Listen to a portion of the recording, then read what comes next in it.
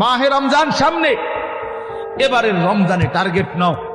30 দিনের রোজার মাধ্যমে দিল থেকে আল্লাহর কাছে এইভাবে 30টা দিন হাতে গুনে তুমি আল্লাহর সাথে ওয়াদাবদ্ধ হও যে আল্লাহ 30 দিন আমি রোজা রাখবো, এবং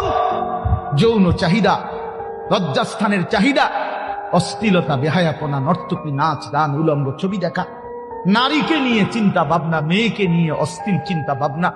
অবৈধ কোনো প্রেম সম্পর্ক, হারাম কোনো রিলেশন, এসব ত্যাগ করে বন্ধু 30টা দিন মনোযোগ দিয়া রোজা রাখো, তারাবি করো, ইফতার করো, সাহরি করো, তাসবিহ পড়ো, তেলাওয়াত করো,